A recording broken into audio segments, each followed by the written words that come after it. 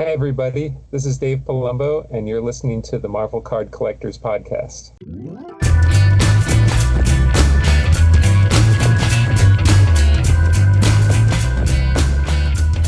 Hello everybody, my name is Ian Taylor and you're listening to the Marvel Card Collectors Podcast, your weekly digest of hobby goodness.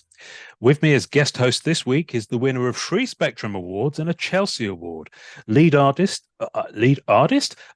and creator of over 100 original works from Marvel Masterpieces 2020, progeny of fantasy art royalty, and a man with possibly the best cheekbones of any guest to date. It's Dave Palumbo. Good morning, sir. Morning, Ian. I always love your intros. I enjoyed writing that one, especially. I was writing it just in the kitchen before we came on. And I actually read it out to my wife. I was so pleased with it. She just kind of smiled and left the room.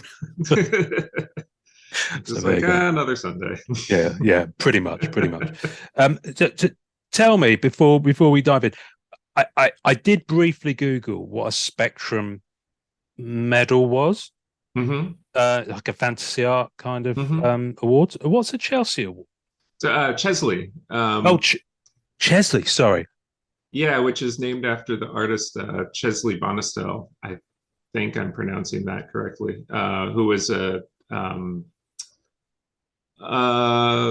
mid 20th century, I think, illustrator that did a lot of paintings of like outer space, like pretty cool, like paintings from like the surface of alien planets and things like that. In a kind of like very scientific way. Yeah, I would describe.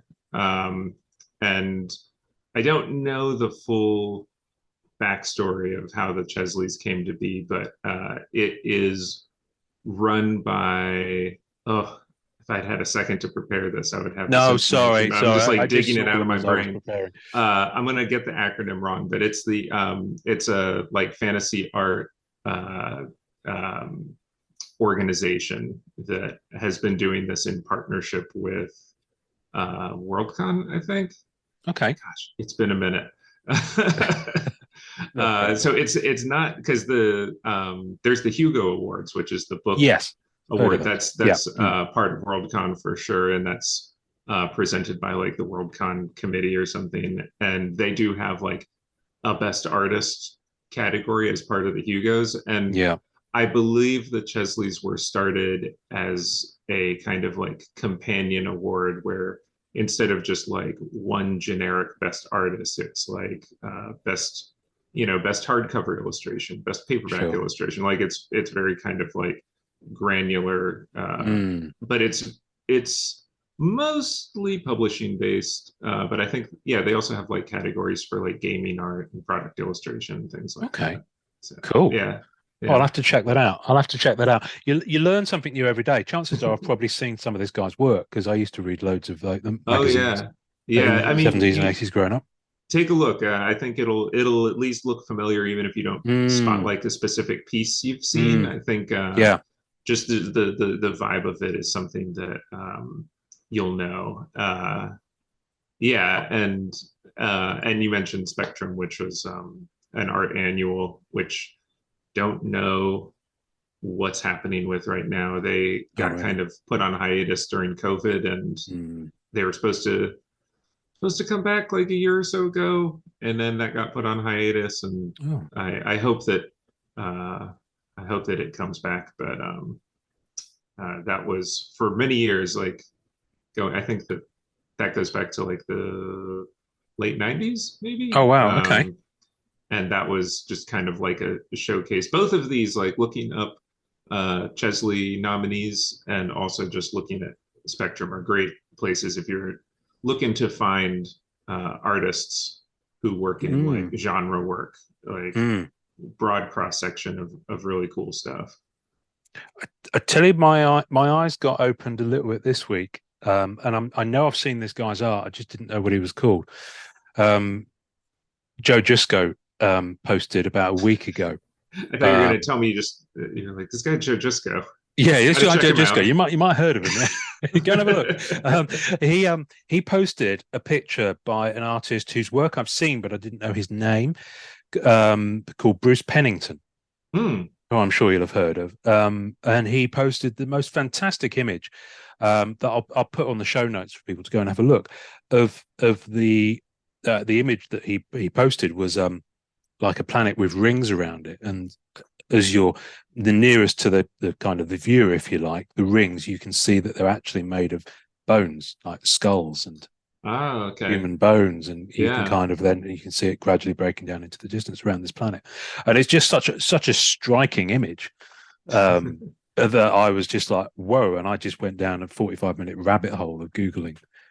I will have to look him up too, because I don't know the name. So I'll have to look and see if, like you, I think there's a lot of artists whose work I see, but names don't always stick with me the first time. So, He's basically he did loads of 70s covers.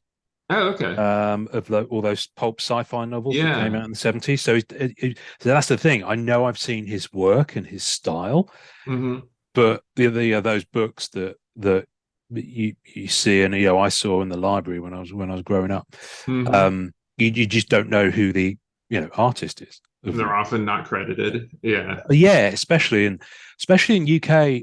It's one of the big things with UK comics from the 80s is that, and even earlier actually, some of the stuff from the 50s and 60s, especially kind of like the Eagle stable of stuff like Dan Dare and a lot of the early artists that did things like Scream, you just don't know who they are.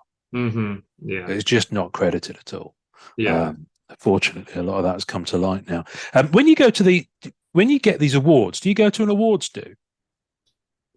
So Spectrum was doing Spectrum was doing these medals, I think, from the very first issue. I didn't start actually following Spectrum until around issue 9 or something like that. But the awards has always been a thing that they would do. And it wasn't until they had their own live event that they had an awards ceremony. And that was also a little bit of a kind of a briefly held thing. I think they did 4 of them in Kansas City, which is where the publishers were based.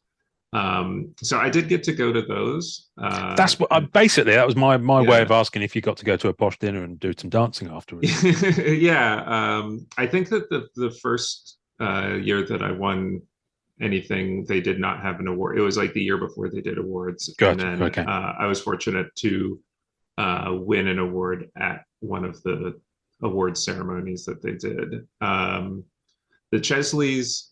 Okay, wait. Is it Worldcon? Chesleys?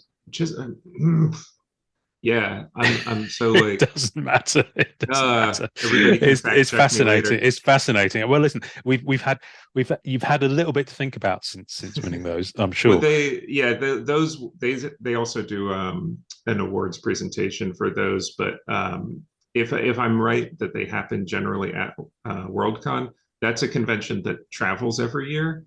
And, I think they try to do every 1 year in the United States and then 1 year outside of the United States. Oh, okay. So it's a real random, it might be in a place that would be really fun to visit, but it's not necessarily convenient to pick up and go to Athens or something, and so they do an awards ceremony there, but a lot of the time the people receiving the awards can't be present. Gotcha. Because it's very far away from wherever the not necessarily practical to go, even though even to just clap when someone else wins. The Star Wars Celebration does that actually. They're in London. Where are we now? This will come out in March. So as people listen to it, it'll be next month. So their Easter weekend, that's in London. So that's cool. I've never seen that, but a few friends of mine seem to be regulars at those, and it sounds like a good time. I only hear good things. It sounds like a really fun, kind of positive, Star Wars fandoms. Crazy fun, and they're just so supportive of each other. It's really interesting to see. So since it's been a while since we last spoke to you, indeed 2 years and one co-host ago. So you recently had a bit of a break from social media. You kind of took a little time out, didn't you? Yeah. Well, from I'm still on Instagram, but I'm just as bad at posting content as I ever have been. So I do probably get on and at least like open up my Instagram every day, but I really haven't been very like actively present there. Facebook, I've been pretty much staying away from since maybe like late December, early January. I don't remember exactly. Somewhere around New Year's, I think. It was, and honestly, it was just becoming too like distracting and upsetting to just which is a weird thing to say because it's been distracting and upsetting for many years now. But it reached a point with all of the AI talk where it was just inescapable, specifically like my feed, the people who I connect with, and the people who generally I want to be like kind of having conversations with on there. It was just the only thing that anybody would talk about. And I still, when every once in a while, I might like poke my head in, or like I have to open it up if I'm on my desktop and I want to reply to someone's message or something. And it'll be like the first thing that comes up still is just the same thing. I'm just like, I just can't spend my day like, just feeding the anxiety loop of that whole thing. So there's been so much post. I've seen so many people posting about it. But the thing is with Facebook is that it sees, this is what Facebook does. It sees you interact with a certain type of content, and it serves you more of the same. And I think Instagram like too. That's when I say that's been the case for years. I mean, of course, there's been increasingly like a lot of upsetting events, over and polarizing events over the past number of years. And at a certain point, I learned how to not engage with pointless conversations, especially with people that I've never even met, and try to just keep it to like keeping up with the people that I do know, or just moving past that stuff. This one, I guess it just it hits so close to home with so many people that I know, and raises concerns of real like instability in our industry that even the people who I like to just kind of like keep up with and see what they're up to. It's the only thing on their mind, and that's the place where everyone goes to, vent and hang out. Hang out until they start venting, because sooner or later you'll get triggered. That's what I found myself like doing the thing. I found myself having a pretty like emotionally heavy conversation with a person who I've never met before, who just seemed determined to, be right without being accurate. And at the end of the day, I was just like, I feel horrible. I didn't get anything from this. I don't think I helped anybody else in doing this. Like, it just felt like a complete waste of my personal resources, and maybe I shouldn't do this for a while. No, I think that you get to that point. I can speak to this on so many levels.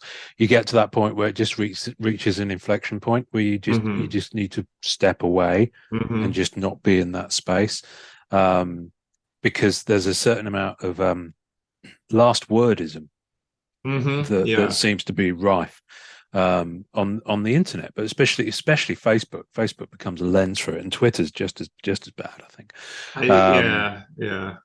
For that sort of thing. Can I tell you something happy that happened on Facebook yesterday?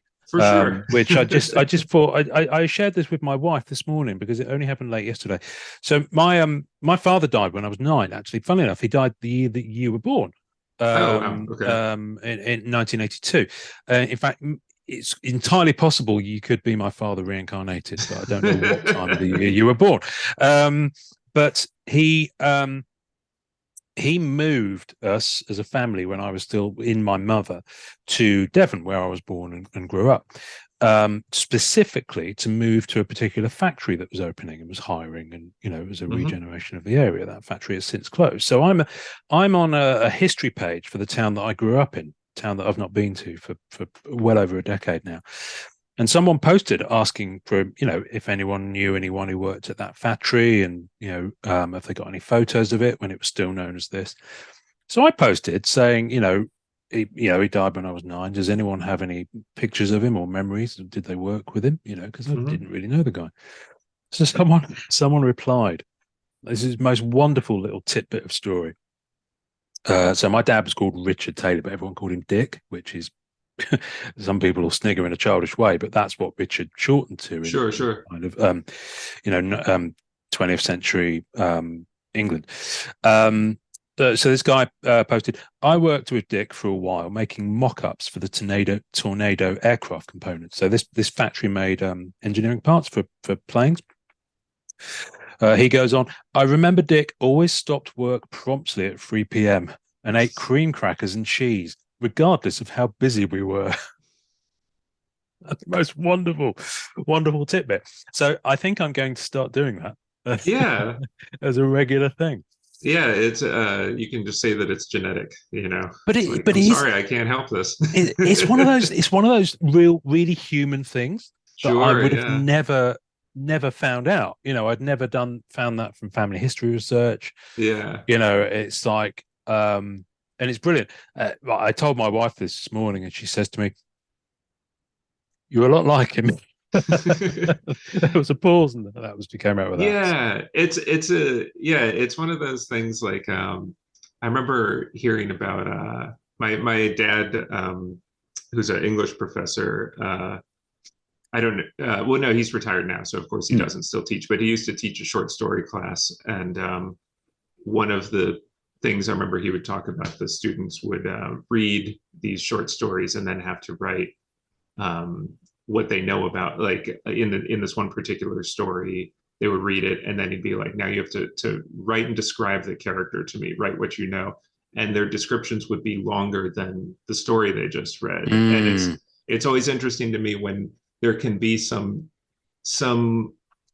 mannerism or detail or action from a person that tells you so many like nuanced things about their character and their personality. Like absolutely, just something as simple as what you just said, and then you feel like you really know some things about this person's absolutely. Yeah. Stephen King does that brilliantly. Hell yeah. Writes small little nuggets. I'm just really thinking of people like being able to observe those little traits in people that very much so. So I'm conscious of the fact that this is the Marvel Card Collectors podcast, and we're 20 minutes in, and we've not mentioned a single thing. So let's talk about. Well, we haven't Marvel talked cards in a little while. It's good. We haven't talked in a little while. No, it's nice to catch up. I was curious to know. So we're a little bit distant now from Masterpieces 2020, and we spoke to you twice on this show. We spoke to you after it had been announced, but before it was released. So, and you gave us some tidbits of information and got us all excited. And then the set came out, and I think we spoke to you maybe about 2 or 3 months after it came out. Yes, it's just a kind of a post-event thing. And I was kind of thinking, okay, well, it's been 2 years and change since we had that second conversation. Obviously, post-COVID craziness notwithstanding, how's it been having a bit of distance from that whole project and that whole kind of keeping a lid on it and release and watching Facebook reaction and the whole thing that is EPAC? And oh man, I mean, still one of the most fun projects I feel like I'll ever be a part of. And I think that was a big, like, it was fun doing it, but I think seeing the community interaction around it was something that was different from what I'm used to. So like obviously like I've been working with Magic the Gathering for 15 years now, and Wow. that is a game that has also like a very dedicated fan base, but there are a subset of the fans there that are interested in the art, and as Yes. you know, there are like collectors of the art. Yeah. But it's like the online discussion is mostly the game, and so and even then, the people who are interested in the art, I'm one small piece of a enormously complicated tapestry of tens of thousands of pieces of art that have been made for that game over the years. Wow. So those can be fun and rewarding to kind of like see that response when new products come out and that kind of thing. But very different from the way that it feels to see people that into something when it was really just when I was one of the few or only people involved. So yeah, like a lot of the time since then, I've been doing a number of illustrated books, which are really fun to do. Cool. Like a cover and a bunch of interiors. And I know when those come out, especially like depending on the book, there will be people who are really excited about it, but it goes away pretty quickly, and then it's on to the next thing. So that's with the Marvel cards. So like every once in a while when I do like pop back on Facebook and I see like people are still like trading cards with each other and that kind of thing, and it's like this is really nice to see that. Yeah, it's something that people are still enjoying and engaged with. Yeah, very much so. It's interesting. There's people. We saw this a lot with Simone's set in 2018. Actually, people kind of came into it 2-3 years after release, and suddenly there's a new interest in it because you see someone new come into the group and say, "Oh, I just saw this set for the first time," and we've started seeing that for. Well, I say started. It's been happening constantly, actually. For your set, it's great saying the word "your set." Oh, you did a whole set. Let's just pause for a moment. I mean, I know you lived it, but you did a whole set. The other weird thing, like how we all, I mean, I think it's a pretty universal thing how we all have a completely distorted like timeline since COVID, and so like having just finished that right when all of that was starting just makes the whole like thing feel even weirder. And at times it feels like it happened in the blink of an eye, and at other times it feels like, was there ever a time when I wasn't doing that? Have you, because I know that I'm pretty sure this was mentioned, COVID notwithstanding, you would have probably expected to have maybe done something live at San Diego Comic-Con or something similar with Upper Deck. Yeah, I was actually like in our contract, I was supposed to make 2 convention appearances. Oh, wow. Okay. And it was never specific as to where those were going to be, but one of them would probably have been New York Comic Con because that's pretty close for me. And San Diego would have been fun just because I haven't been out in a bunch of years. And, I've got, friends out around that area that I'd love to go and visit and get to go to the show without having to be like at a booth is a thing that the last couple of times I went, that was how I did it. And I was like, this is much nicer to be able to just take like a 2-hour lunch and just hang out with people, and then, not have to be like stuck in one spot with cool things all around you that you can't go see, so that would have been really fun.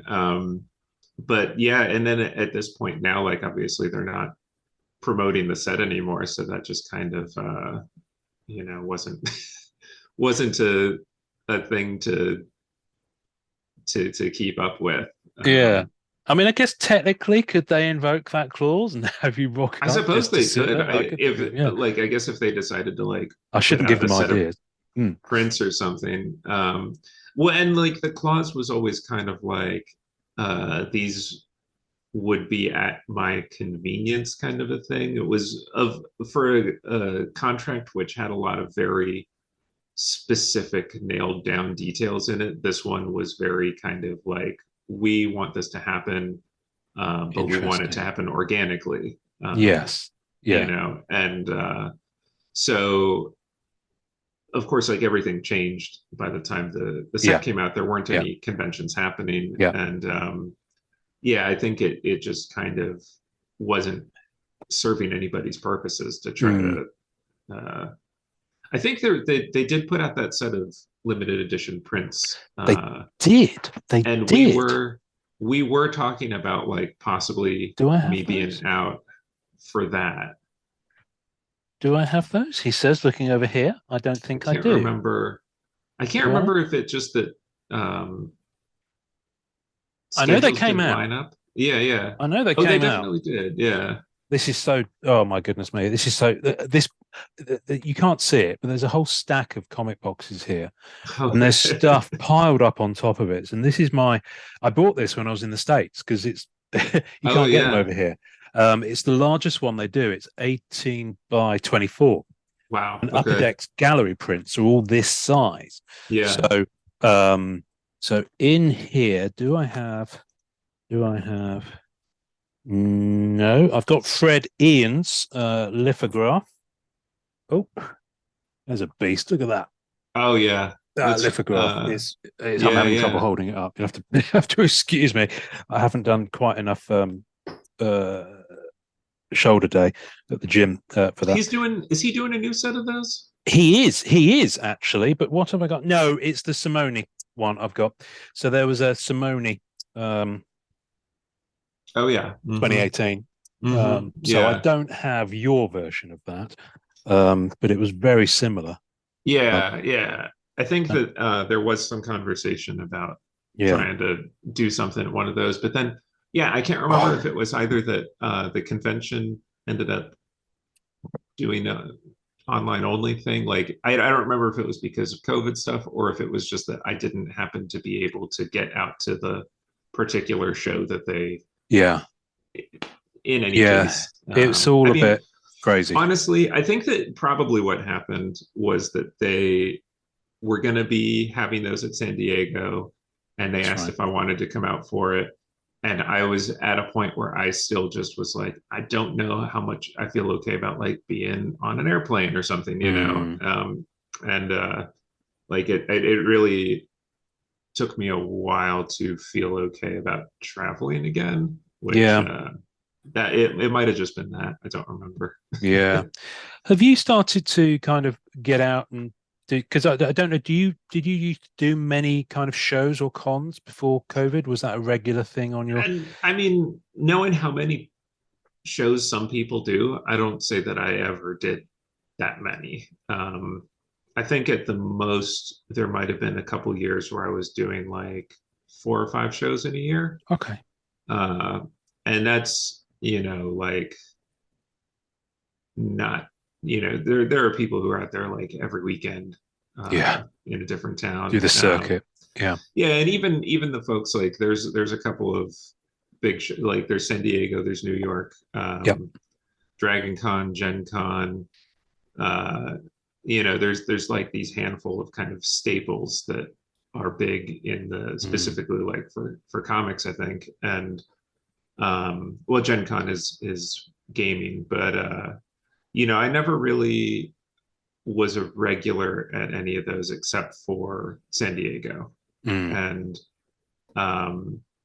now the only one that is a regular for me is IlluxCon, which is a very small show that people generally aren't aware of unless they're really into collecting the art.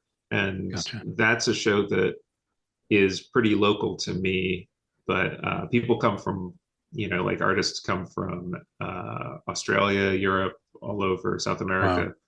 And it's I think the number has grown at this point. It might be a couple hundred artists altogether, but that said, it's like a fairly small show. And the people who come out, it's only traditional media artists, and it was started by collectors who were sick of San Diego Comic-Con kind of like marginalizing the art in favor of the big corporate booths and stuff like that, you know. And they were basically like, it would be so great to go to San Diego Comic-Con and see the art. It just, you know, if we didn't have to deal with San Diego Comic-Con in the process. And so they decided to start this small convention in Altoona, Pennsylvania. That was, I think the first year they did it, it was like 50 artists. And it was just like this weekend long, like maybe a couple hundred collectors showed up, and everybody just kind of hung out at the convention floor, which was like small enough that it was really intimate. And but then it was in Altoona, Pennsylvania, so there was really not much that anybody was doing after the show. So then everybody went to like the same restaurant, and then everybody went back to the same hotel. Nice. And it was like a real bonding experience, I think, for like collectors and students and artists all together. That's cool. And then they just, you know, at this point, I don't know how many years they've been doing that now. Probably around like 14, 15 years, maybe. Okay. And now it's moved to Reading, Pennsylvania. And yeah, it's gotten bigger. It's in a larger space, but they've maintained that kind of like intimacy. So yeah, so that's the one, like, for a combination of things. One, it's local to me, so it's real easy for me to go. Two, the people who run it are fantastic, and they really like treat everybody very well. Like, you know, there are a lot of shows where the artists are vendors, and they're just one of the many financial interests of the show. And this show, like, I guess technically it's the same kind of thing where you're like paying for your booth space and everything, but the people who run it like really know everybody and care about everybody. That's cool. So it's just got a different energy to it. And it's that's my can't miss show. Whatever else is going on, like, that's the one that I'll be going out to. So nice. Yeah, I do really think I probably should finally like go see Gen Con and get back out to some of these others. But you know, for now, that's the one that I'm definitely always going to be at. Do you have you had it happen yet where you've had people start to present Masterpieces 20 cards to you for signing at the shows? Because I imagine it will happen if it hasn't. Yeah, I feel like that happened kind of like right away, but it would have been like through the mail, because when it came out, like, there weren't any shows going on. And because I think that the first time somebody like sent me some cards, I might have signed like one person's cards in a silver pen without thinking about the silver signature series. Yeah, of course. Yeah. And then some people like pointed that out, you know, like, obviously it's still on the reverse of the card. It's still not one of the, it's a very different thing, limited of 10. But so then after that, you know, I have signed cards for people here and there, but I'm always making a point, if it's one of the base cards, that it would be in something that's not silver. Yeah. But there's a guy who handles all of the signing for Magic cards that I do. And so if anybody ever asks, I generally like point them towards him. And the way that he does it, he manages this for like dozens of artists. I don't know, like many people. And he just kind of like gathers, you know, people send their stuff to him, and then periodically throughout the year, like, you know, 2, 3, 4 times a year, depending on how in demand the signatures for a person are, you'll just get a box in the mail with a bunch of individually like enveloped cards to sign for everybody. And he's just kind of, because otherwise, like, I can't keep track of returning things to people in a timely way, or remembering like who I never want to like lose anybody's cards, and I never want to like mistreat anybody's cards, and so it really was difficult for me to just kind of be on top of that without having someone else involved. So I think I've seen him post in one of the groups. Mark Aronowitz is his name. Yeah, that's it. Yeah. Cool. No, because I know. I mean, you can't move for cards that Joe Jusko has signed. Mind you, he's got a 30-year head start on most of them. So there is that. Plus, of course, they printed a heck of a lot more of those. Than your set. I do wish I know it's great for the collectors who are like really serious about it, like chasing the different rainbows and everything, but I do miss that card sets used to come out in such a available way like that. It's something I wish that they would do with the premium, and because I genuinely don't think it would dilute the original premium release, so 2016, 2018, 2020 and 20 whenever the next one will be, is I would love it if they would release just a thin stock version of that, just for really general distribution. Just for that market, if you like. And it would be something distinctly different. Like you couldn't possibly confuse the two. No. I mean, you could do it in a number of different ways. I mean, the main thing from my point of view, and this is kind of, I don't want to prejudge it too much, but there's a new set about to come out that has original artwork, and the first one for a little while actually, where I have a concern over how much the original artwork will be visible over the design of the card. It's one of the good things about the certainly the base cards on Masterpieces 16, 18, and 20 is that although it had bordering, it would you could appreciate and see. What is the new set coming out? Yes. There we are. Is the new set that's coming out something that is not publicly No, it is. I just didn't want to know. It's Fleer Ultra Avengers, and it's due imminently. Okay, because I have done some pieces for upcoming sets, and I don't know if that might be one of them. I hope so. Do you mean sketch pieces or original art pieces? No, like inset pieces, like printed pieces. Yeah. Oh wow. Okay. Well, this is news. This is news. This is exclusive. This is a podcast exclusive. Yeah, I think it's okay for me to say that much. I can't say what I've worked on, but and part of the reason I can't is because I actually don't know what the names of the sets are going to be. Fair enough. I remember doing some work for them, but I've got no idea. It's like they're like, do you want to do some cards? I'm like, yes. And they're like, here's some characters. Which ones do you want? I'm like, I'll take these. And that's what I know, but so I'm very excited. But I don't want to put words in your mouth. And so I'm going to say this, and you don't have to nod or confirm or anything like that. And that's going to be the case for something else I'm going to ask in a minute. But I know that you're not on Fleer Ultra Avengers because the checklist has been released, and we know who it is. It's going to be Tom Fleming's on there. Tom Morgan's got an insert set in that. Eric Gist is in that set. Eric's work is just I've been meaning to have him back on here for a little while. He's such a lovely guy. But his work, following his covers. Yeah. Oh, good grief. I follow him on every channel possible because I just can't get enough of them. Yeah.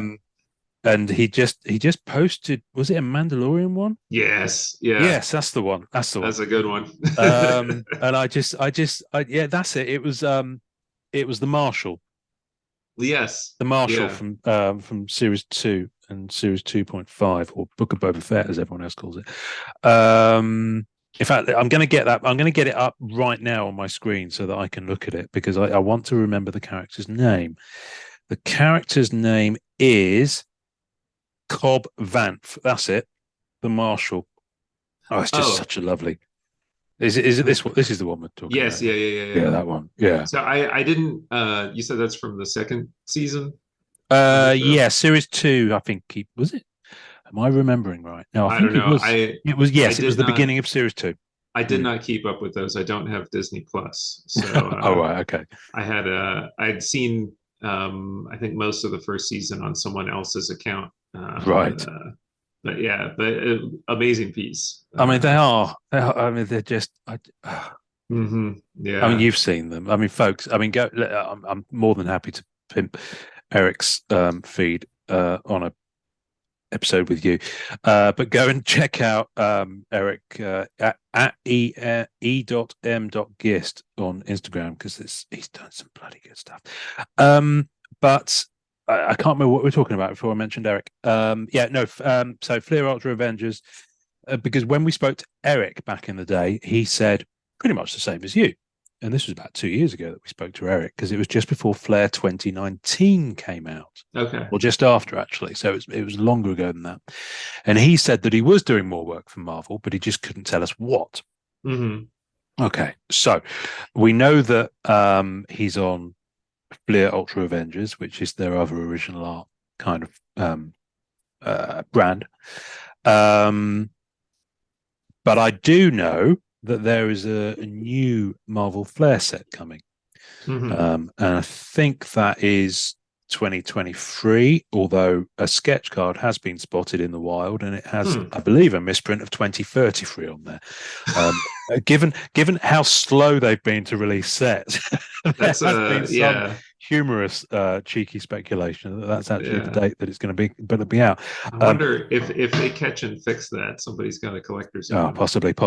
I wouldn't be at all surprised if one of your pieces, because that would be the logical kind of place, other than a Fleer Ultra set, I guess. And I know they've got Fleer Ultra Wolverine coming. They've got Fleer Ultra Fantastic Four, I think, in the works. And we know that Fleer Ultra Midnight Suns is coming as well. Okay. So they're really, and given the lead time on these original art sets, I imagine some of that would have had to have been started quite some while ago. So, well, yeah, and again, like you were joking about the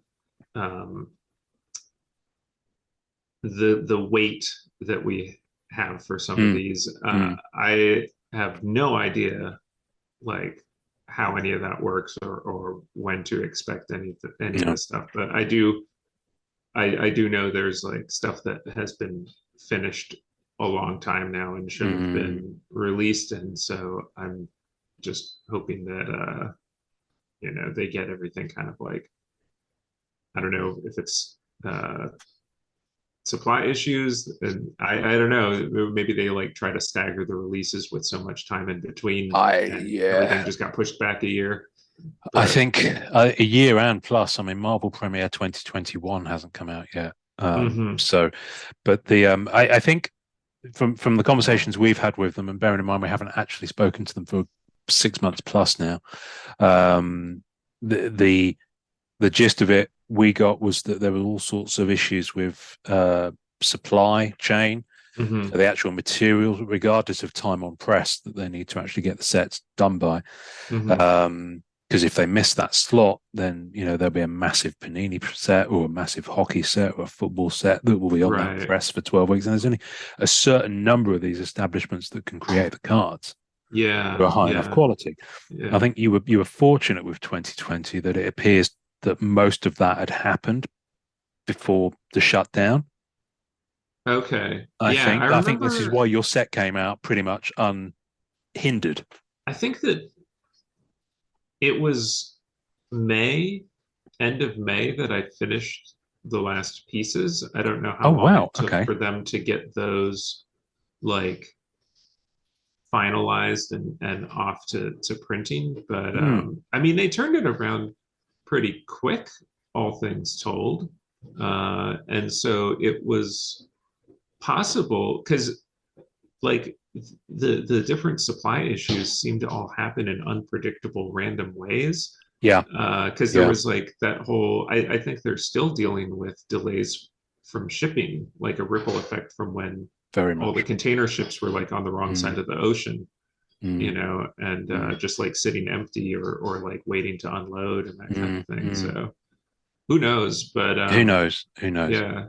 I mean, it has started moving now. We've just had two MCU related sets, the Falcon and Winter Soldier being the most recent one. WandaVision before that, Into the Spider-Verse just before that, and now Flare Arc Revengers. So it is moving, and I think there's the, I don't know if this is a phrase in America, but there's an old English phrase: you wait ages for a bus, and then three come along at once. So I think it's kind of very much what's happening now. So hopefully they're going to still kind of allow them to stagger a little bit, just to let collectors draw breath a bit, because obviously the economy's taken a bit of a dive for a lot of people. Plus, you know, we've had a bit of a boom and now a bit of a contraction in terms of what's happening with Marvel cards. How is it? Because I know that you, when we spoke before, you said you kind of you stay focused in the one thing when you're working on it, and then you move on to something else and you stay focused on that. Forgive me if I'm remembering that incorrectly, but I think that's the gist of it I got. You've clearly been working on other things that I'm guessing haven't been Marvel. So, you know, the book that you mentioned, and I'm guessing ongoing Magic work and things like that. But have you been kind of keeping, either via this podcast or just generally being in the group as a lurker, have you been keeping an eye on what's been happening over the past 18 months, 2 years? Just in terms of I was, while I was still on Facebook, and actually seeing the group activities showing up in my feed was consistently pleasant. It was like towards the period of time where the other conversations that were taking over my personal Facebook experience was getting to be really stressful. It was still nice to just see those conversations going on. But I do know, of course, like it's not always, especially, I don't know if you do admin stuff or if you have other people. I stepped off. Doing that for you at this point, there's a team. There's a team. I stepped off last May. I mean, obviously you couldn't be doing it all yourself, but but doing it at all, I'm sure that y'all are dealing with all kinds of putting out fires that we might only have a limited awareness of. And so there's always group drama, I'm sure. Yeah, there's always drama on the internet. There's a famous insurance company in the UK that used to have a slogan, why turn a drama into a crisis, or something like that. I think I might have got that slightly wrong, but the gist of it is the same. And that's the thing. It becomes a big thing, because there's a certain amount of popcorn bait that people have with stuff like that, and they just love seeing something turn into a bit of a dumpster fire on Facebook. It becomes a bit of a sport in and of itself. People are there ready with the memes of Michael Jackson having the popcorn when he's watching Thriller. But no, generally it's been fairly positive. No, the one it's possibly the most memorable thing, and I've seen other people use this very soon afterwards, but I'm absolutely certain that you were the first person to post, the real PMGs are the friends you make along the way. So I give you credit for that, because I'm pretty certain that's yours. Because that brightened a particularly stressful period for a lot of people when, you know, the hobby was going through some changes. Right. Changes. That was like, watching that stuff also was interesting for me, because that had nothing to do with, like, I had to learn what PMGs were, and so that was very like fascinating as an observer. Yes. With truly like no connection or stake in, no skin in the game in any of it. And I could really also see where I could see a lot of the frustration, but I could also see, it was definitely like not always a real binary, like right and wrong situation. There was so much room for just human error in miscommunications and that kind of thing. And I mean, that's one of the worst aspects, I think, with social media and with remoteness, just generally with people, is that communication is often the one thing that can solve so many problems, but it's the one thing that kind of it misses. Well, and I can see also, like, anytime that there's real money involved, which there definitely was in a lot of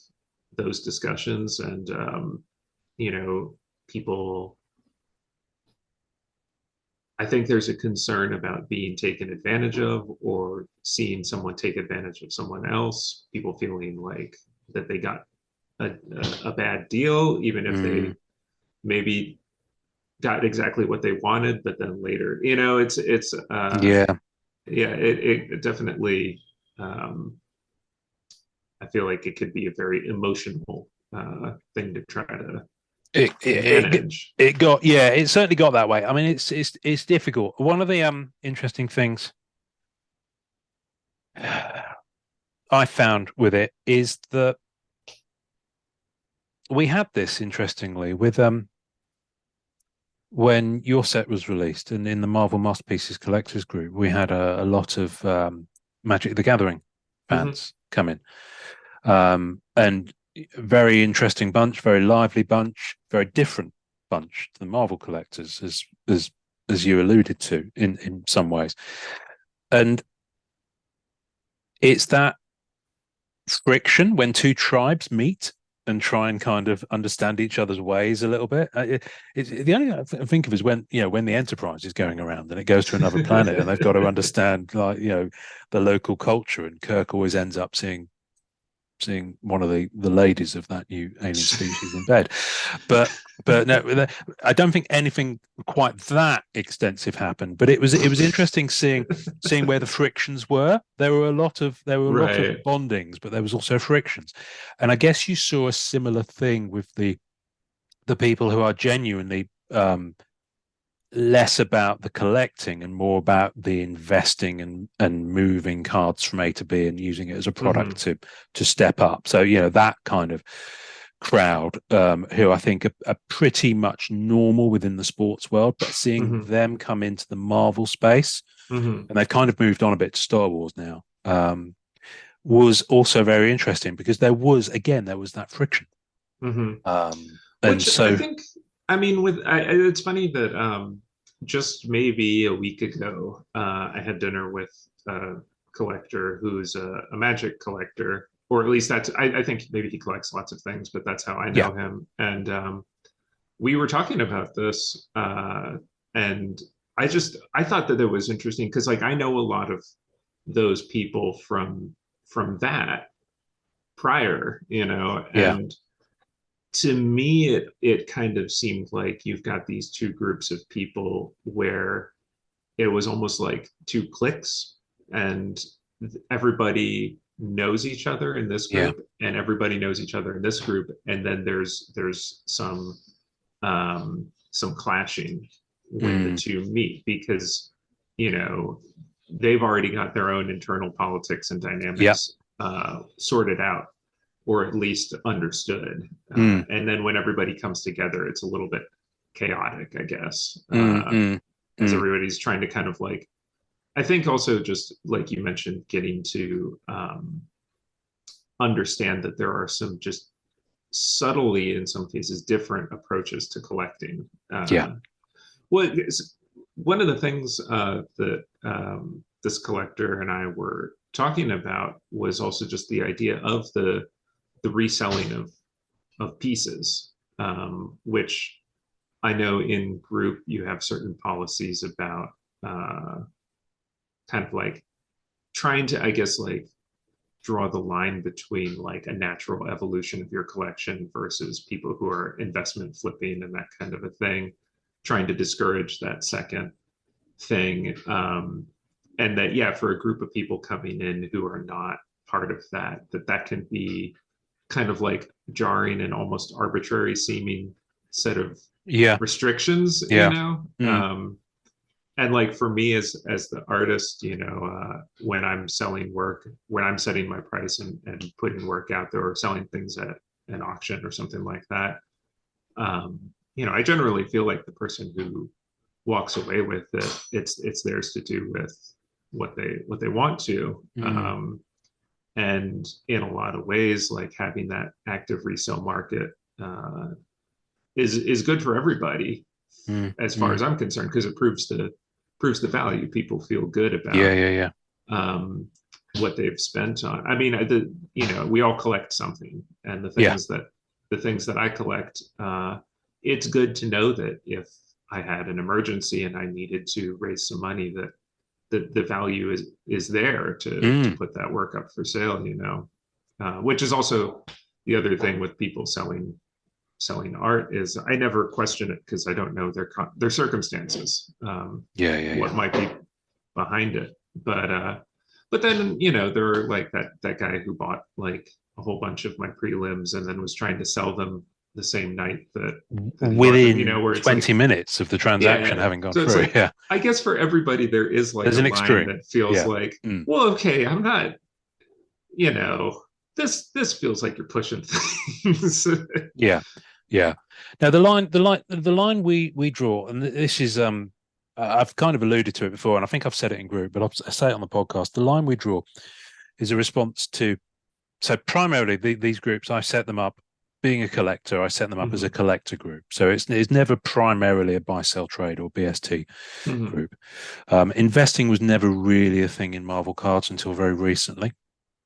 And we were very blessed, especially in MMC, which was the one that kind of took off first, because Just Go, DeVries, your mother, Nelson, number of other cool cats who've worked on the original sets, joined pretty much on day one, and were very supportive and interacting with collectors, and very appreciative, I think, that the cards were still kind of loved and thought of.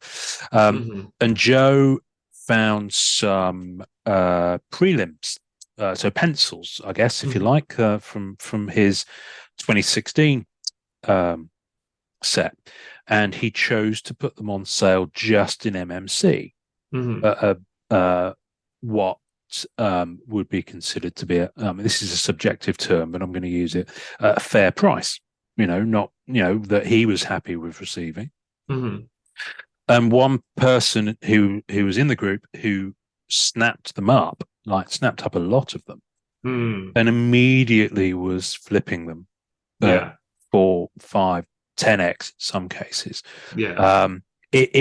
That's kind of the root of that. And so we felt like, I certainly felt, knowing myself with the main admins for the first 2 years, I guess, and then we brought on other people. We just felt that it was just a bit distasteful. So that's kind of where the root of that was coming, is if someone, the groups are intended to be a community first and foremost, and that's the ethos. And there's a point at which you can only kind of fight for so long. And I was on point for about 4 years. I mean, I had other moderators and admins on from kind of years 2 onwards, but there's a point at which you kind of have to step off for your well-being. So I did it for 4 years. So obviously, the hobby's changed since then, but the ethos remains the same, that if someone's selling something to the community, what's considered to be, okay, yeah, I could make 200 quid more for this on eBay, possibly. Who knows? Because it's original art, a lot of this stuff, and it's mainly original art that we're talking about. So it's sketch cards and original art, be it finished piece or be it a pencil, prelim, or whatever it is. Right. And we were kind of like, look, if someone is in the group, to get those at group friendly prices, and I've got my fingers in the air for those listening, specifically to then go and flip them, then my perspective is that you're denying another collector a chance to own them. So that's the kind of at that price, and I think that's where it goes. They're not technically denying that, because they are intending to sell it again. They're just parasitic. That's one of the words. It's making it a worse experience for the. I think so, and I think listen, and I know that there are people who disagree with that. That's absolutely cool in the gang. Free world, you can have whatever opinions you want. we don't generally listen, we can't spot if it's a printed card unless it's a really limited serial number thing that someone buys it and then flips it. And to be honest with you, that's not really something because that happens. And I'm not really about, I'm not so anti flipping that I don't want people to do that. It's just in the cases of sketches and original art, especially we had it with Masterpieces 2020. There was a particularly hot sketch artist that was on that set by the name of Dave Palumbo. You might have heard of him. No, not you. Who was a collector had opened it, and I think it was one of the Magic guys. And so they obviously didn't know, this artist's pedigree or attraction, and they put it up for 300. Someone snapped it up straight away and had it on his eBay account at 900 within 10 days. Yeah. Do you see what I mean? That's the kind of thing that we're like, and we don't. No one's got time to be tracking what people sell and then what happens on eBay. But and it doesn't happen that often, fortunately enough. But it's only really in terms of the sketches and original art that we kind of take a view on it, and it's all down to that incident that happened with Joe, 4 years ago. So, which it's a tough needle to thread. It is a tough needle. Yeah. I definitely can see merit on either side. Of the argument. Definitely. And finding that middle ground is an unenviable task. It's an unenviable task. It's and also I've said this before. I think it's a cultural thing to a degree as well. I think there's definitely an American sensibility about stepping up in acquisition and investment and selling and things like that. There's definitely a very commercially driven mindset that's very kind of a cultural thing, I guess. And I think that's possibly slightly missing in the English genome. I guess I couldn't speak to that, but I do think it's interesting in my experience that there are the forever collectors and there are the kind of forever seekers, and I'm a person that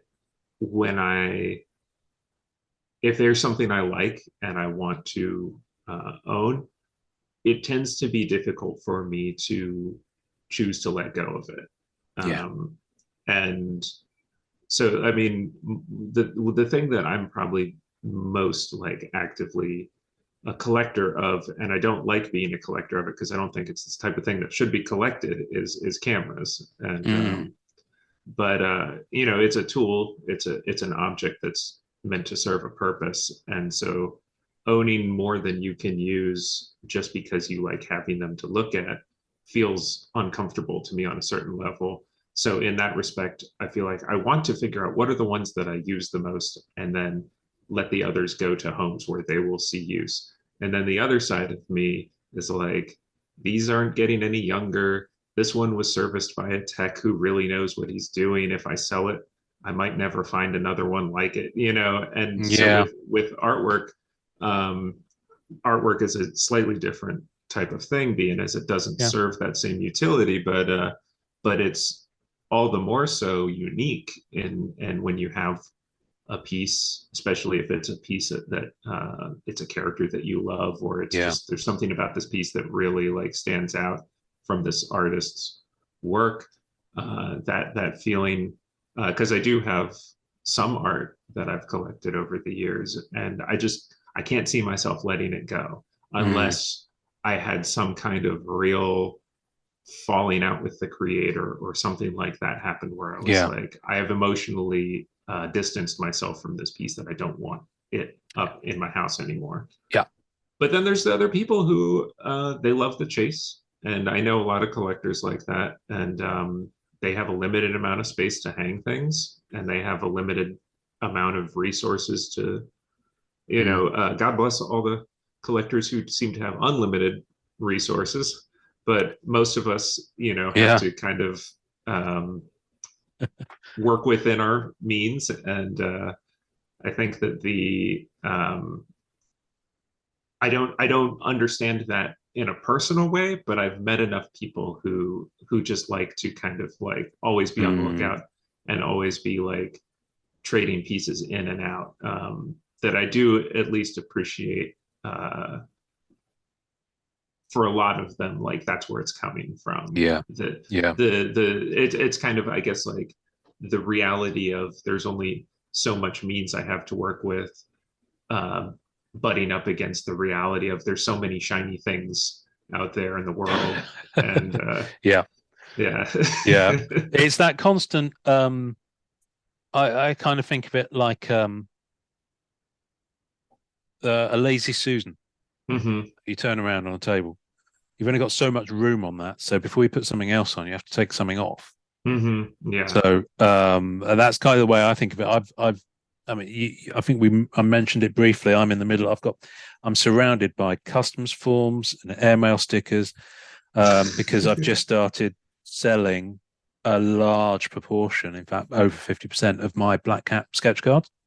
I saw the Instagram announcement that you had about this. Yeah.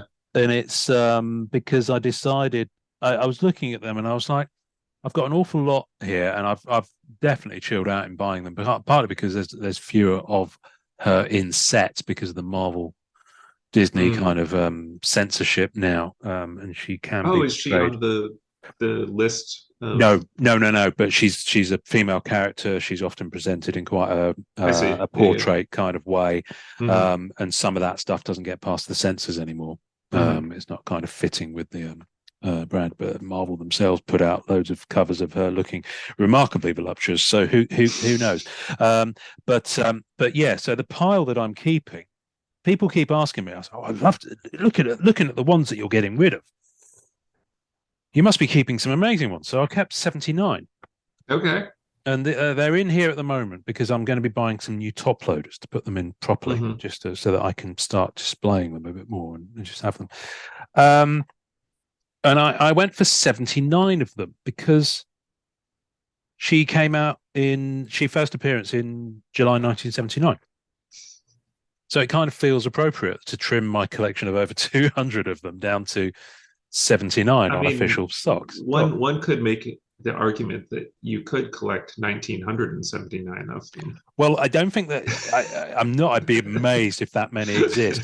And like I said, people keep saying, what are the ones you keep? And I said, well, I'll show them soon. And some of them I've shown, but I'm just kind of looking at it now, and all of them have come some kind of personal. I don't know. They kind of just speak to you a little bit, so they're much more difficult to let go. I mean, my ground zero is this one, which I've shown on before. Oh yeah. I just think it's stunning. Just the way that the eyes are captured, and it's just beautiful. And there's some really nice. I don't know if you can see it on the camera. There's some really nice cross hatching on her face, and just on the way he's done it, you can't really. Oh no, it doesn't really pick up on the camera. No, like to me, it looks almost. It looks so smooth. I can't. Tell. It's lovely. It's lovely. What is the medium? It's got to be marker. It's definitely marker. But he's used some very fine ones on the face just to get the colouring and the palette. South American artist called Oak, who I've never experienced on. I think he's been on a few sets, but this is 15 years ago. I like that the logo is almost like a necklace. Also, yes, they've done that very well. And there's some others. There was an artist who used to work for Marvel called Dave Simons, who passed away not long after this set came out.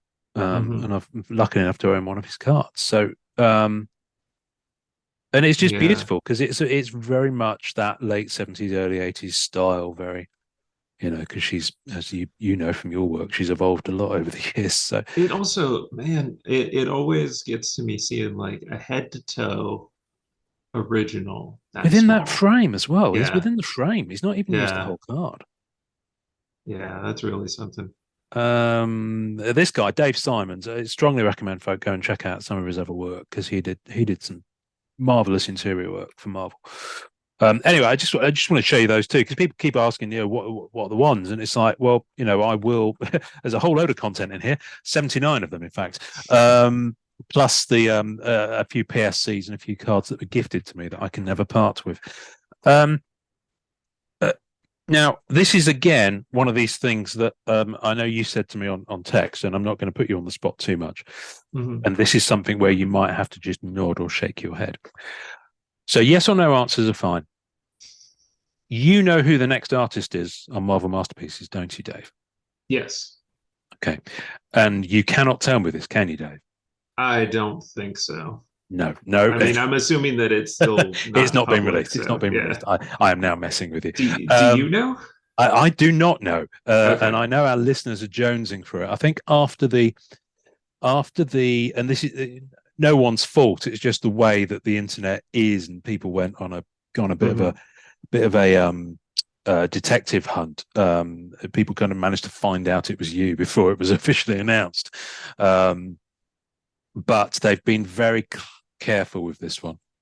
I am surprised that because, like you say, like people are real good at cracking the like. I think it might have. I don't know if it was a Magic collector that figured me out.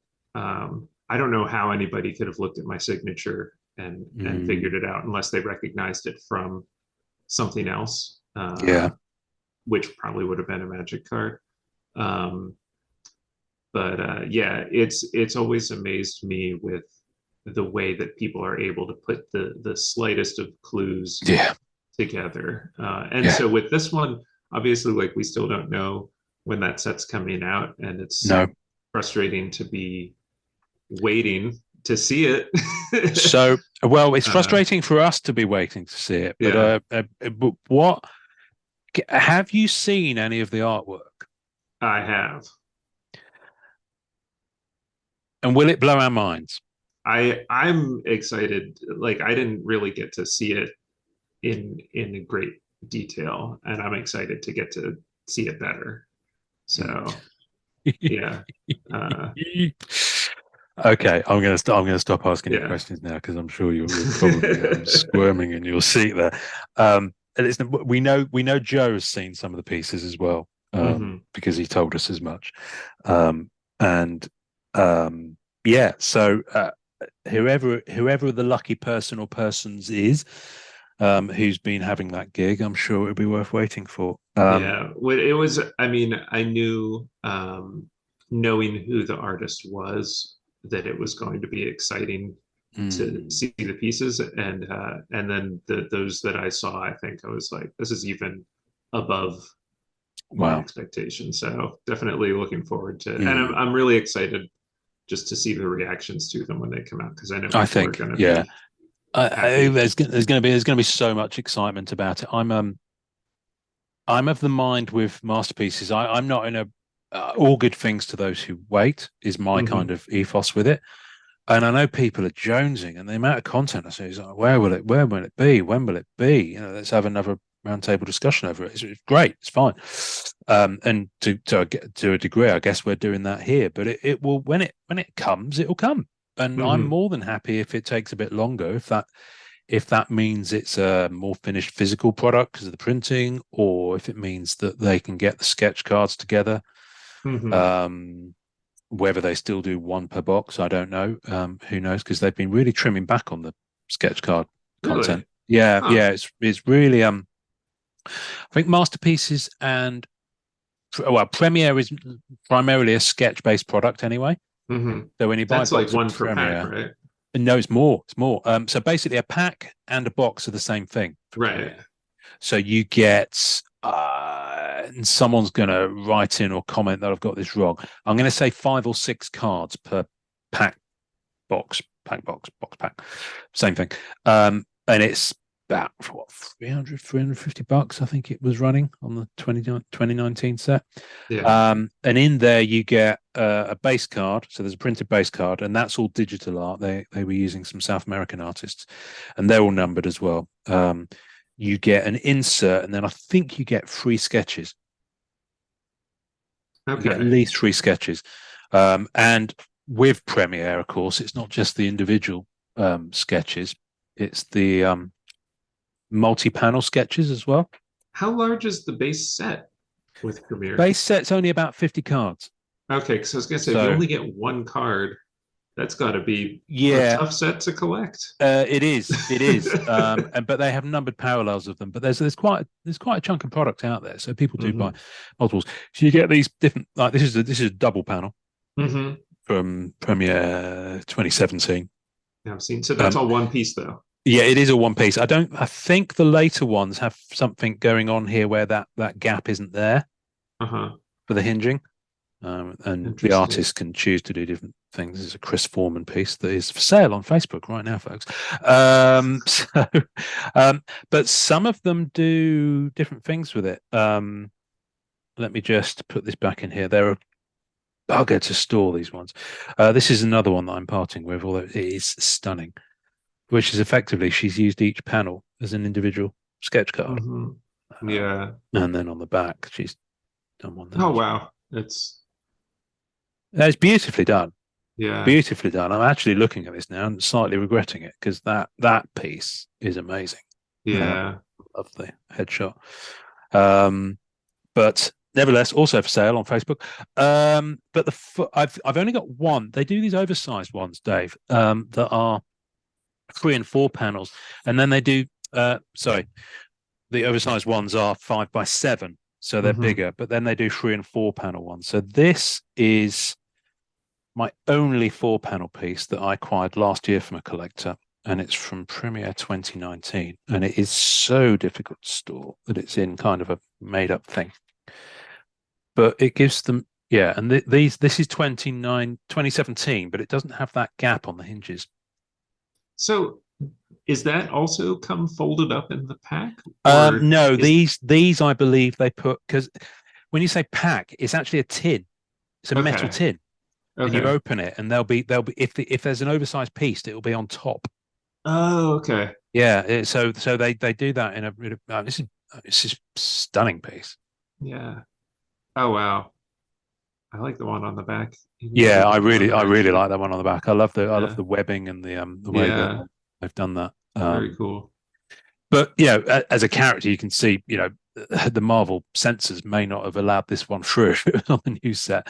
So I think with Premiere, one of the challenges, and I'm speculating here, I don't know this, based on what they have told me, I think that there are challenges with not only with the artwork actually coming in, because they use a talent pool globally, and there's challenges with getting stuff from A to B and things, but also when stuff comes back, if they have a certain amount rejected by Marvel, by the licensor, licensee, can't remember.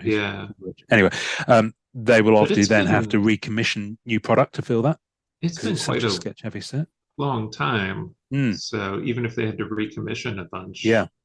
So who knows what's happening with that one? And then Masterpieces has always been one sketch per box. So one of the 36 cards in there will be a sketch. Whether they do that or not now, I don't know. But certainly for this set and the last One Division set, I think in a case of 12 boxes, you had maybe 3 sketches. Okay. So they're really, really like stepping back from that as a main kind of insert. Which will be interesting. Here's a question for you, and I know that. Am I remembering this correctly? That you found the sketch cards were necessarily not your favorite medium and size to work in? I think that the size is very limiting for me.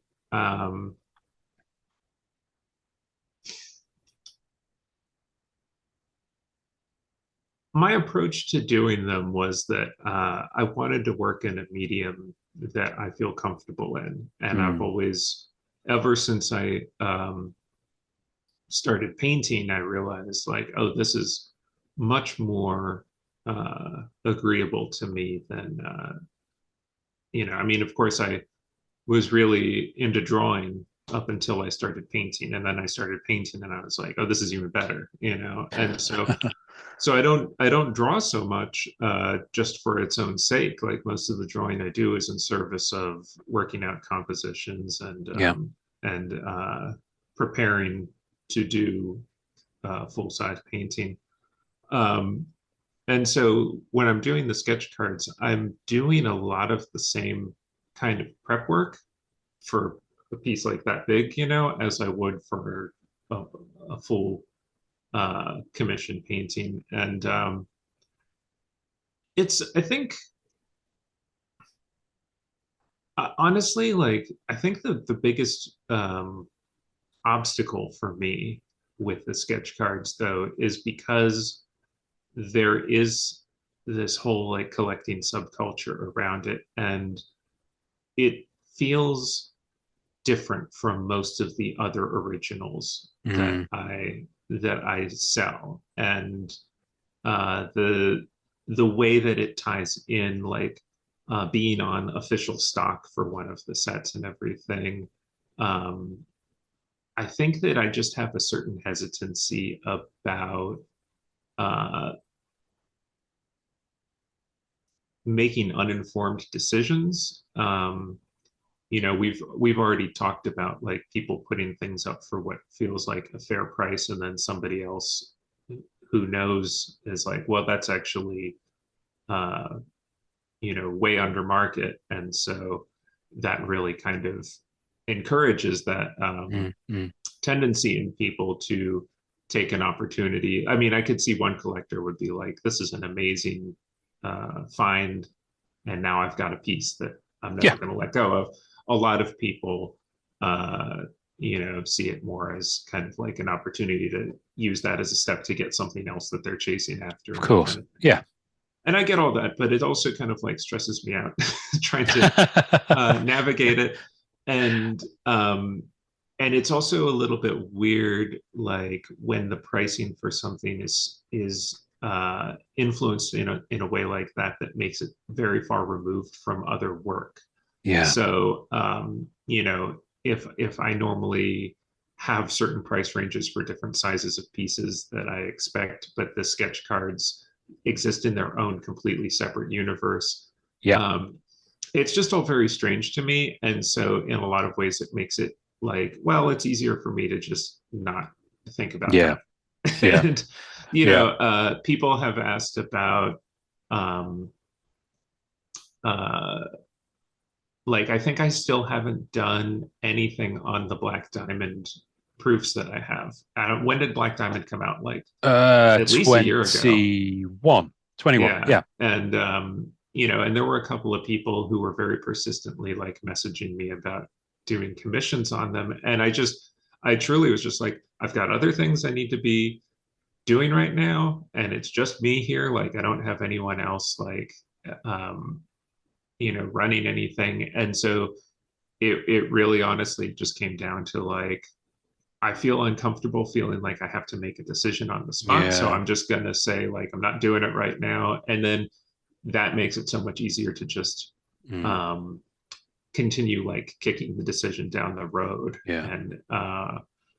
And so I did recently, I don't know if you saw, there were a couple of masterpieces APs turn up on eBay.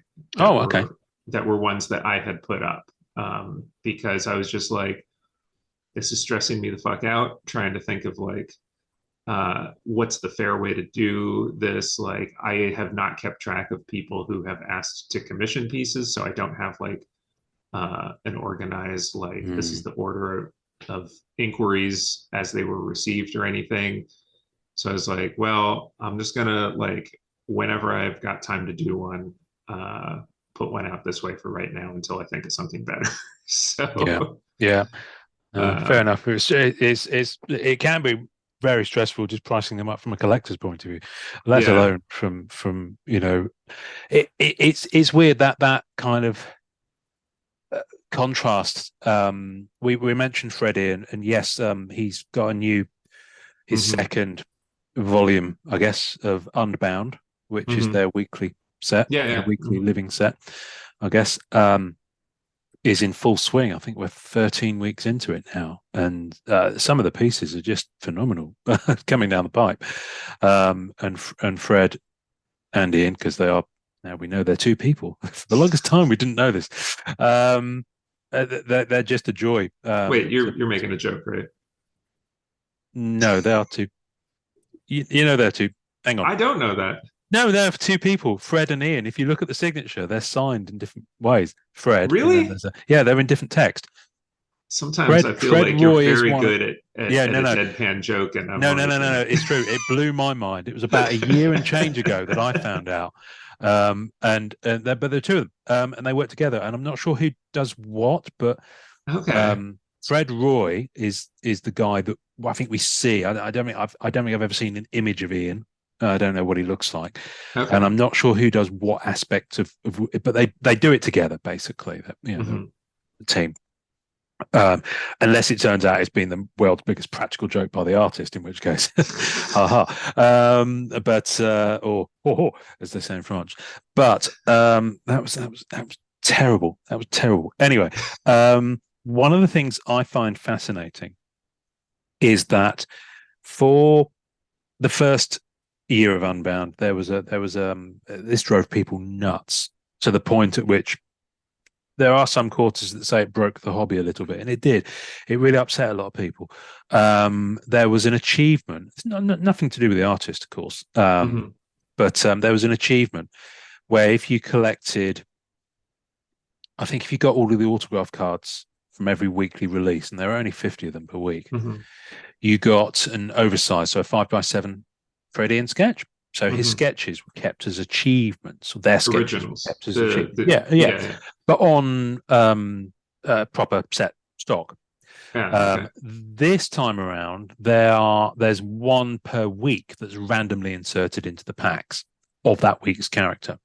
Okay. Which is a much, much better way of doing it. But you see, last year, all the people with really deep pockets on sure EPAC could kind of go after it and kind of save up. Anyway, those plus some of the oversized pieces he's done for Premiere, you can spend more on those than commissioning Fred and Ian to do an original piece. Yeah. Which is the absolute crazy thing. No, I mean, and that's where, and I understand it. I really do get the difference between like a piece from Joe Jusko of your favorite character versus a Joe Jusko Marvel Masterpieces original. Is they're both would be amazing things to hang on your wall to have in your collection, but I fully understand that one of them having that connection to this larger story makes it different. I get that, and so that's what and I feel like some of when we were talking earlier about the nature of collecting and flipping and all that kind of stuff, like me feeling anxiety about what to do with my very limited number of APs. I don't know if it like in some way like contradicts some of my general opinions I was saying earlier, but I think it is like that like back and forth for me of seeing like both sides of the equation, and that feeling of just feeling, I guess, maybe like in the stuff that I've done for Magic, there were some things that I let go very casually that I realized was maybe just like I should have been a little more kind of like thoughtful about it, and that can like sting when you think back about it, and so it makes you naturally, I think, a little more kind of hesitant the next time something comes around like that. But as far as just doing sketch cards, I do enjoy doing them, and I have some folks in the group that made the unofficial stock, the official unofficial stock for MCCW. Yes, Jay Warner. Yeah. Andre was good enough to hook me up with some of those. Oh, cool. And again, like I've got them and I'm like, I want to make these available. But that means that at some point I have to sit down and engage with this. And so I have, like, I suppose, like talking about this now is me kind of like the side of my mind that's like, hey, you should sit down and do that. Is me like, okay, I really ought to figure out like what's a way to and those, because they're not like official upper deck stock, makes it also feel a little bit more like this is just a fun thing we're all doing. Yeah. And it doesn't have to feel so like high pressure, I guess, as those others do. Yeah, so I need to figure that out. But yeah, like I think that would also be a fun way for the people who have like wanted to get a commission, and I'm like a little nervous about doing that at this point with the like very limited number of cards that I have left. Yeah. But to do like, like, well, if you'd be interested in MCCW stock commission or something like that, which they may not be, like maybe that's just not what they collect. I think there'll be people who are interested in that. I have two of them. One from Michael Munshaw, otherwise known as the Great Munshaw, who did this for me. Nice. Which is rather nice. Yeah, there's not enough good black and white and ink stuff around because everything's got to be full color these days. It makes me hearken for the days when you could do it. And the other one by Ron Lim. Oh, okay. Also a black and white. Nice. That's pencil? Yes, I believe so. Yeah. Beautiful.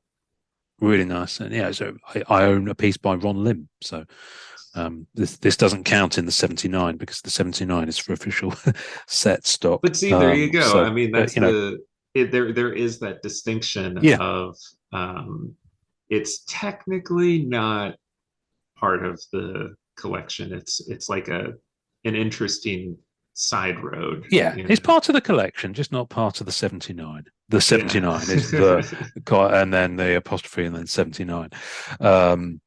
But did you because I know that when Simone did 2018, he was contractually, I think he had to do some sketch cards for another set. I think that was Premiere.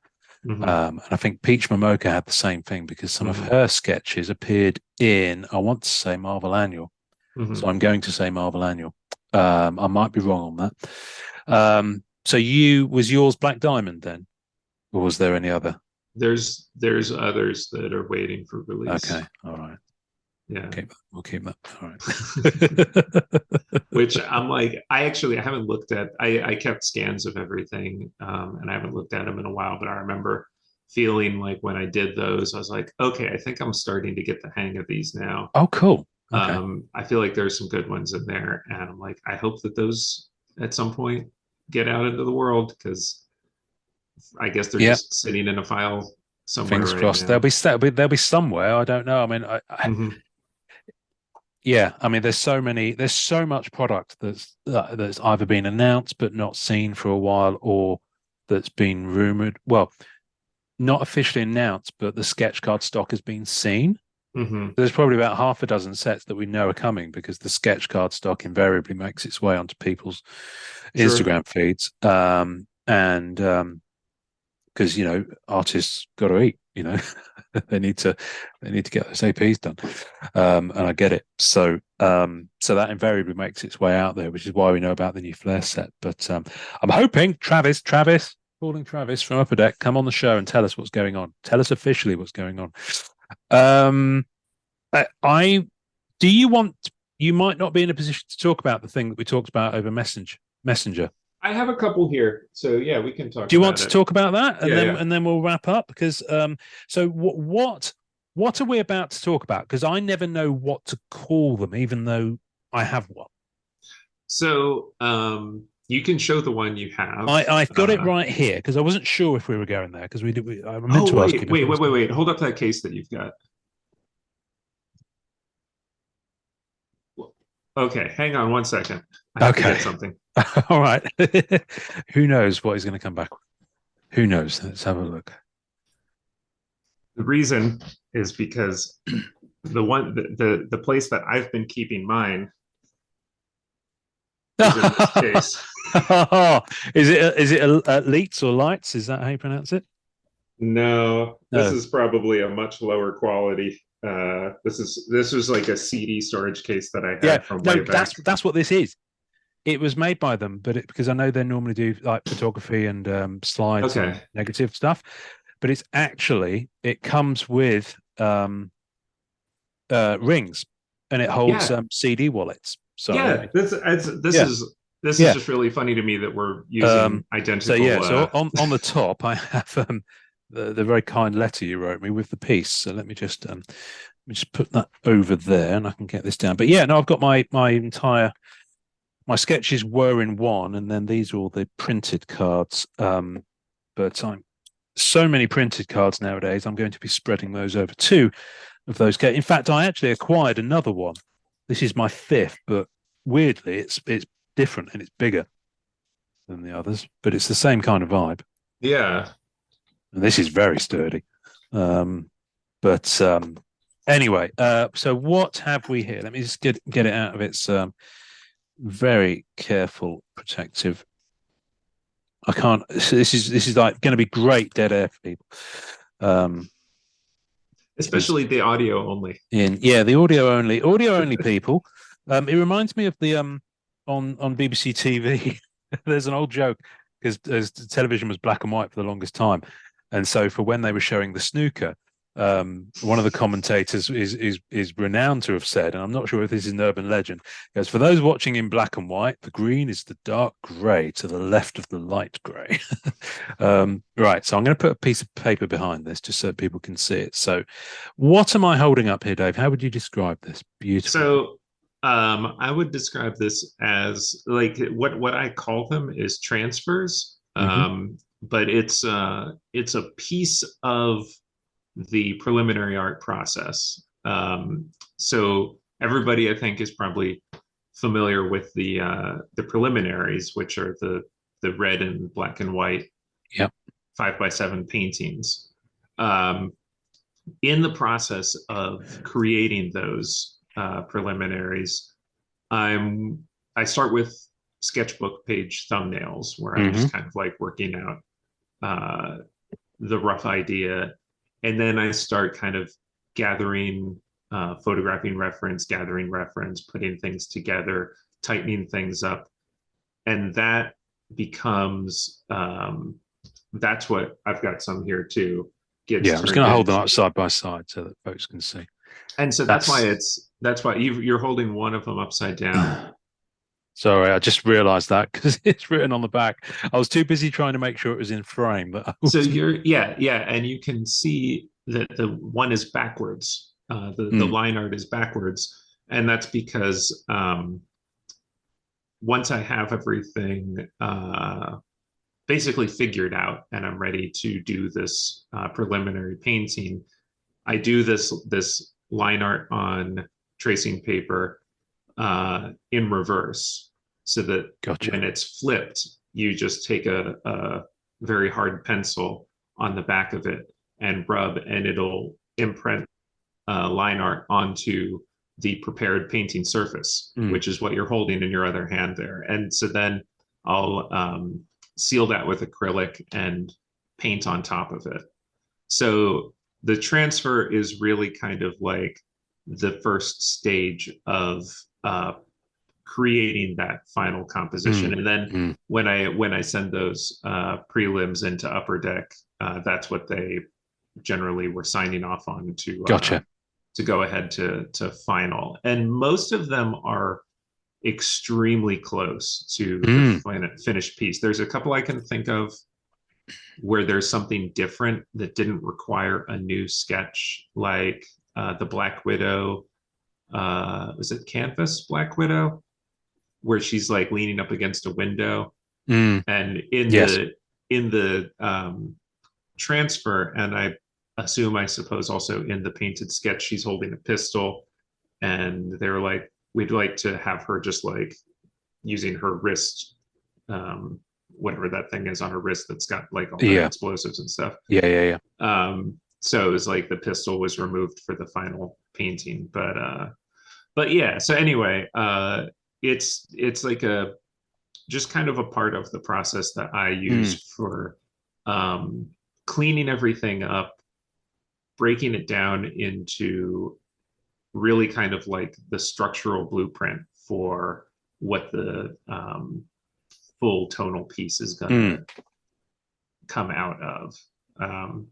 So yeah, normally I don't hold on to every scrap of paper that I use when I'm working, but with the Marvel set, I really wanted to kind of like keep as much as I could, and so I did hold on to these, and then I just kind of like didn't know what to do with them. Just kind of and I sent that, I think, as a Christmas gift. Thank you. It was beautiful. Yes, thank you. It was Christmas 21. Yeah. Thank you. And most of the rest of these, I think there's one or two others that I gifted to people, but most of the rest of these I just kept in my identical box to yours there. That's bonkers. And yeah, and then just recently I was I think I was just in the car, where your thoughts all kind of like click into place sometimes, just like driving, listening to music, and crossed my mind that I'm like, those are just sitting in that box.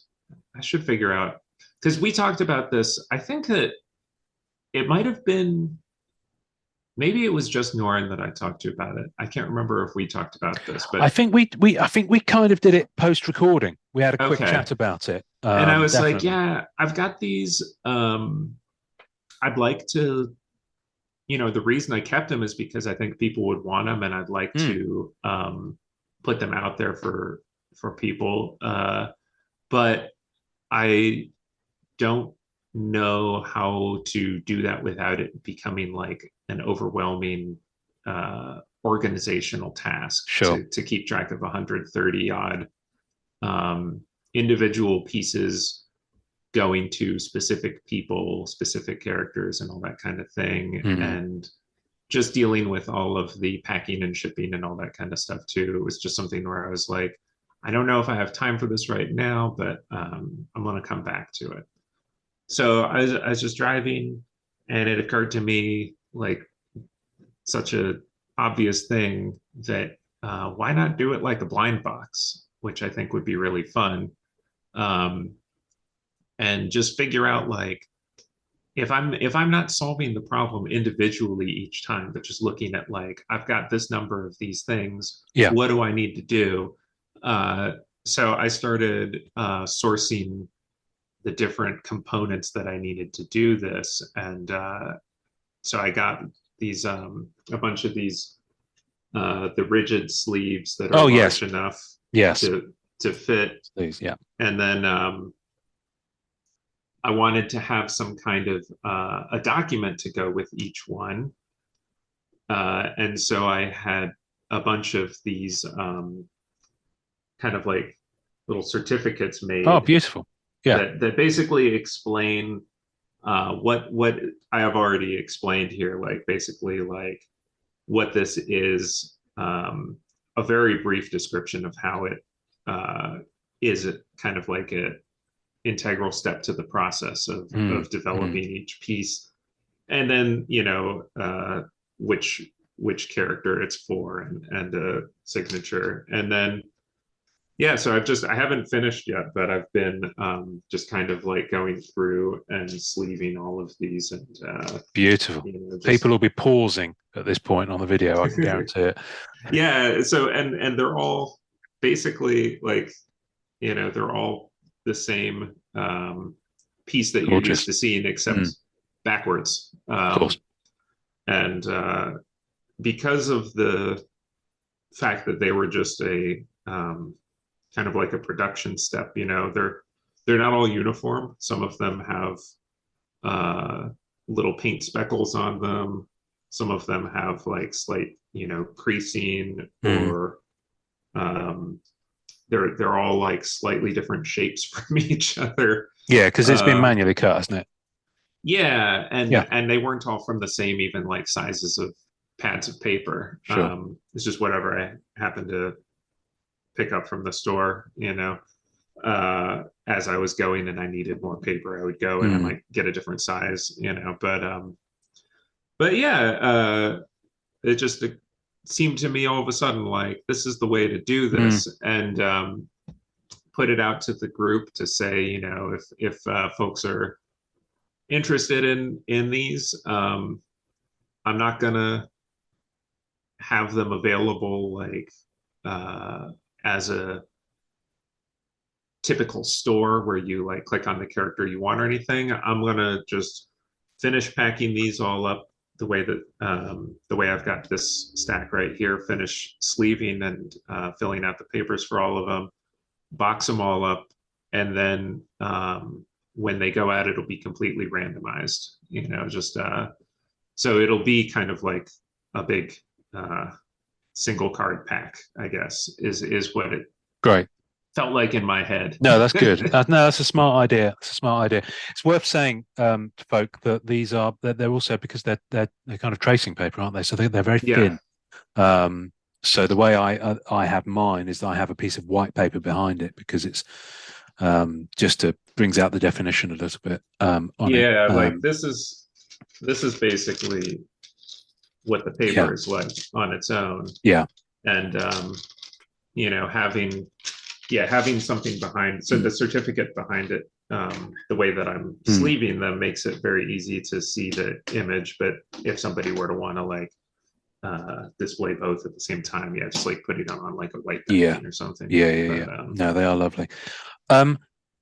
And would it be worth, I'm just going to give you the opportunity to say this now, I don't know if this is true or not, but would I be correct in assuming that you don't want people to start messaging you for specific characters? Oh, I mean, I would rather people don't, because it would just be non-productive for everyone. Like I'm very set on, I'm not pulling anything. I'm not holding anything back. If it's been gifted to someone already, then that piece is already out of the mix. But otherwise, it's just all the pieces I have. I'm not going to include ones that were unused. So like there were like Icarus and Shang-Chi. There are a couple like that. I just and purely for the reason that I feel like since it is a blind box, if somebody were to get a character that wasn't part of the official set, they might be less than happy with that. That's absolutely fair. Yeah, that's fair enough. Yeah. But yeah, I think the whole, to me, like the whole, well, for one thing, it's part of what makes it like feasible for me to do this without having to take a couple weeks off from other work that I have from the paying work. Yeah. I mean, I know it's already taking time to do it, and it's not like but I'm just trying to kind of like keep it within the realistic scope of how much time I will be able to like set aside to deal with this. And also just, I think the blind box concept, I feel like suits the community that you've built. I know that there is a lot of active actual trading going on between people, and I hope that that'll be, because I know, like I will say, like when I have been going through and sleeving these and I come across a piece that it's like, oh, I actually know the person who is like a real serious collector for this character, and it does like in some ways feel to me like I really hope that this ends up in that person's hands ultimately. But it also kind of breaks the concept for me to go and do anything like that. It's similar to the prelims, because that was completely random. If you were lucky enough to get one of those redemption cards and send it into Upper Deck, you didn't know what you were going to get back. Could be Wolverine, could be Wizard, aka you. But it just makes me smile every time I see that one. This is brilliant. Do you I don't want to add any pressure, because I know this is taking a lot of time for you to get off the ground. Do you have any concept of when you might be looking to put that live? I'm actually pretty close. So I don't know what's your lead. Like when will this probably be going This up? episode will drop this Thursday, so it's only going to be 2nd of March. So we're 4 days away from when we record. Okay, that's pretty soon. But I think that I think that shortly after that, I'm expecting maybe sometime the following week, I will have everything in place to be able to open that up. At this point, like I've got all of my packing material delivered. I've got I think basically all I have to do is build an interface for people to order through, and I have to figure out a few things. Like I still haven't. I want this to be open to international shipping also, but I haven't figured out what's the best way to do that. So there's a couple details that I still haven't quite worked out, but yeah, it's definitely. I feel like getting these the little certificates and that kind of stuff were the things that I was taking more time with, and now that that's all finished, I think that the rest of this is just a matter of getting in the mostly the web design stuff. Which I mean, it's brilliant. Can I just say, on behalf of everyone, thank you for making those available. Because people will love having them. I mean, this is cherished. This is absolutely cherished. Thank you. And so, people will definitely be, moving these between collectors, and hopefully, people will make it possible for character collectors who have the other pieces to be able to get them. Yeah, not to make anybody's rainbow harder or anything, but I think another thing that to me, it's like I mentioned that I don't normally save something like this from my process. Most of my sketches I keep, but I don't really like make them publicly available or anything. But I do know that this is a story and a property that people have a lot of ties to, and some of it has been, especially anything original, has been very difficult to for anyone to have. So even if maybe you're not sure like what character you're going to get and that sort of thing, I think like having a lower price, like accessible piece of the actual, like I think of the printing plates as a similarly, like to me there's something really cool about having as part of a collection something that is part of the story of making that thing, and oftentimes those can be impossible to get, and so it's always, I think, like fun to have some connection, some thread in there that is part of that actual like production story. So. Yeah, absolutely. Yeah, that's why I like collecting the costume relics from MCU movies and other films. Exactly. Yeah. That's something that I never quite got into. I had an interest in for a long time, movie props, and I think I didn't really. This was at a time when it wasn't as easy to source things online. And if I were to go back to that now, I'm sure there's a lot more resources. But at that time, it was like you had to like call up certain shops in Hollywood and see what they had, and stuff like that. But exactly the same thing. Like I've always had a fascination with, like a screen used prop or something like that. Just be like, this is a piece of the real thing, Absolutely. I mean, it's just. I mean, I don't want to tell the story again of how I've got a piece of the, I've got a card with a piece of the plane from the pilot of Lost embedded in the card. It's like, what's that all about? But the Rittenhouse did them really well with the James Bond sets. There's a card I have with a piece of the poker chip from Casino Royale. Right. Yeah. It's wow. It's just such an iconic opportunity for people to own something from the production of that. To have that, I mean, adds so to much have value. That connection. Yeah. Yeah. It's if you think of something like that as an artifact in the creation of this piece of pop culture. Which is why these, I think, will very much sit very nicely in some collections for people. It's beautiful. See you later. Right. I'm going to let you go and wrap up, but this is I could go another 2 hours quite happily, but I'm sure you've got things to do, and I need to cook dinner for my family soon because it is just past 4 p.m. in the UK as we record. Thanks for coming on, Dave. Thank you. I love talking to you. It's so cool. I've got for a whole episode without asking you how your mum and Boris are. How are they? Oh, they're doing good. So I'm actually, I know we're both need to be getting on with our days here, but so I moved end of last year to a new. My wife and I moved to a new house, which is much closer to my folks now. So cool. Yeah, we're just like previously we were like an hour and a half away. Now it's closer to 30 minutes, and cool.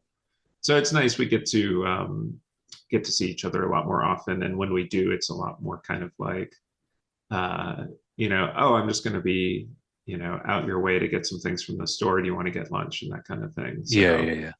Which cool. We just did the other day. That's great. They're both doing really well. My mom has been. I certainly won't talk about anything that she's working on right now, but she's got a new project that she is extremely excited and enthusiastic about, and so cool. It's fun to see that. So yeah, it's just nice being closer to where they're at. Something that we've, I think, been meaning to do for a while, and now we finally good. Well, give them my best when you next see them, please. And I would I be right in saying that we should caveat that by saying that, unless of course it's true, that the project that your mother is working on isn't the next Marvel Masterpieces set? I will say, sorry, there's a fly buzzing all around me. I will say without hesitation that my mom has not been involved in anything. No. I know what will happen is people will go, oh, an hour ago he was saying that he knows who the artist it would in be brackets S is. It would be a logical conclusion to draw. Yes, it would be. I know what these scamps are like, and someone will. No. What she's been prioritizing personal projects. And, that's cool. So she's working on something that is, as of right now, just her own thing. And I think those are the things that people tend to get the most excited about, when you've had something that you've been wanting to do for a long time, and then it's finally starts to take shape. Good. So, all right. Well, I can't wait to see it when it's ready to be released into the world. And Dave, thank you. I can't wait to see how the transfers feed out into the world. I'm sure that's going to be fascinating. Yeah, I'm gonna try to have. We'll talk offline. Because I do want to coordinate with you to make an announcement of some kind in the probably we'll work it out. MCCW. Yeah, group. I think so. Yeah, more eyes on there, definitely. But yeah, we'll work that out, and have a great day. Thank you very much for today, and thanks for having me on. I when I heard that you were hosting solo. And I think like the first thing I said was, let me know if you ever need a guest. Yeah, and I was like, okay, yeah, brilliant, let's do it. I just, you know what I like? I like this. It's just a different energy. It's not better. It's not worse. It's just, I had such. I tell you where it clicks. I had a conversation that's the episode just gone with Greg from the Rebel Base Card podcast, and it literally was. I forgot we were recording. We were just having a conversation. Yeah. And that's the best. That's the best episode, So, I mean, I instantly put it up on YouTube, and I think because of the guest and because it had Star Wars stuff in the thing, I got a downvote on the likes. It's like, come on, have a listen to it at first, at least, before you even. That's not where I thought that was going to go. But okay. Yeah, social media, they're judgy before they've consumed the content. But anyway, let's do this again, definitely, for sure. And I'm hoping.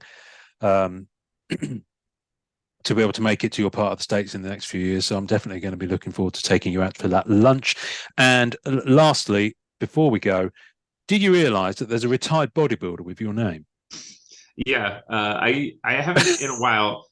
I used to get email.